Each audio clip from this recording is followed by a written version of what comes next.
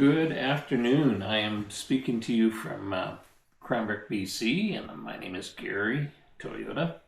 And a little bit about my background. I'm an old 75 years, and I have a family and married with three children, one in Calgary, two here in Cranbrook. And passions, it's probably, I was a school administrator, school teacher for 34 years, and my passions today are the Bible. I'm very much into, I do a little bit of church preaching and that kind of things. My medical history, I was a rather boring individual for most of my life, and then we would go back to Uganda. My daughter had a ministry in Uganda, and I had the pleasure of baptizing 17 teenagers in the Nile River. And while I was in the Nile River, the river gave me a little memento. It was a parasite called schistosomiasis, and schisto, also called bilharzia. It got into me, and it apparently liked my kidney, and it chewed away on my kidney. It caused me problems. So I came back to Canada, and I had problems. I just had general problems. I went to Calgary. I was here in Cranbrook and then to Calgary. They tried to figure out what it was, but because they don't know too much about tropical diseases, they never really checked into tropical diseases. I mentioned that I thought perhaps I had a parasite, but they didn't check that out. So I was probably a year in, and they did not diagnose the parasite. When they finally did, they got me on anti drugs, and then they put me on a very high dose of 81 milligrams of prednisone I was on that for about a year and a half, and it really did a number on me. It just caused me all kinds of problems back and forth to hospital. And so here I am, and then they finally decided my kidney function was failing, and I went to trail, and that was where I began my life on dialysis. And initially I was on hospital dialysis 3 times a week. And then after a while, they put me on peritoneal dialysis, and I got the training in trail. And all in all, it didn't disrupt my life too much. I would go to the hospital 3 times a week and about 4 hours a session, but it wasn't too much of a problem. And I had all kinds of other problems.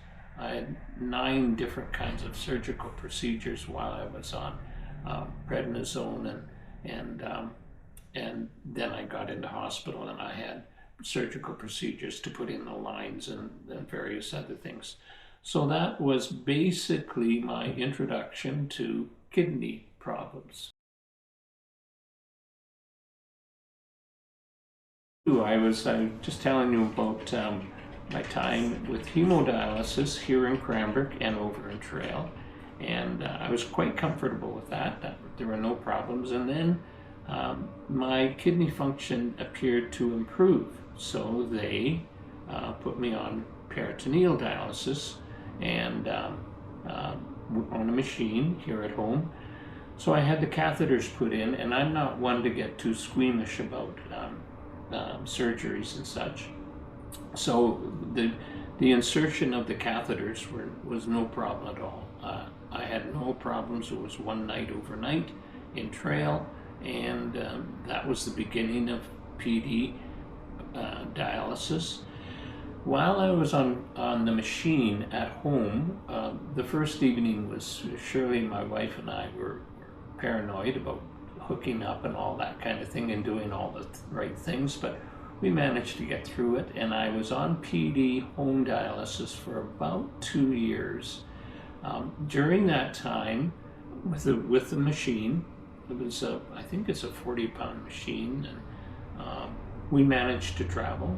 And so what we would do is we would contact Baxter, and Baxter would send supplies. We've traveled to Calgary, we traveled to Abbotsford and Victoria, we traveled to various other places and had no problems at all. And Baxter is excellent. They would send all the supplies. We would have to take the machine, and we had we could take it in a plastic carrier, and so it didn't cut back on our travel plans at all. And then after a period of time on peritoneal, they put me on a bag system, peritoneal bag system. So I was no longer on a machine. It would just be a gravity bag, and I would 2-liter bag. And so with that, it gave us more opportunity to travel, because now they just had to send bags to Montreal, and we would arrive at our hotel and they would be there, and I would just hook up, and with this gravity PD, I would fill up and drain, and that was fine. And then I even went to Uganda, and I went over to Uganda and took 7 bags with me, and we stayed for a week, 2 weeks in Uganda. So, and we went to England as well. So we had lots of opportunities to travel. It was not a problem at all. And so it was good. It was very, very good. The training in trail was excellent. So there again, being on peritoneal dialysis did not interrupt our movements. It did not interrupt our lifestyle too much at all. And then I got peritonitis. I got a couple bouts of peritonitis, an infection. It's very painful, but both cases, once in Calgary and once here, I worked through it. But the problem was it probably had an impact on my peritoneal membrane. And so I wasn't certain that I could go back on peritoneal, so I went back to hemodialysis 3 times a week. This was about a year ago, and I was going 3 times a week. And again, my functioning improved to 2 times a week. So now, today, I'm on go every Tuesday morning, every Friday morning for about 4 hours. I'm very relaxed. I've got my iPad. It's just a regular routine. So I go twice a week, and it fits into my daily life and weekly life. It's not a problem at all. So all in all, I've had tremendous support. I've had very few bouts of real problems. I've been very blessed. And I just want to encourage anybody to relax and take it step by step. I've had the privilege of trying out all modes of dialysis, and it's worked very, very well for me. I was on the kidney transplant list for quite a while, and we considered it, but after a while, my life was going so well. Shirley and I both thought, why would we there's so much need for kidneys, and we've met people who are in much worse shape than I am. My lifestyle has been fine, so we've decided not to go for a kidney transplant, even though I've had various people offer their kidneys, which is a very humbling experience. But the life I have right now is blessed, and we have no need to make any changes there. So that basically is my life story. Thanks for listening.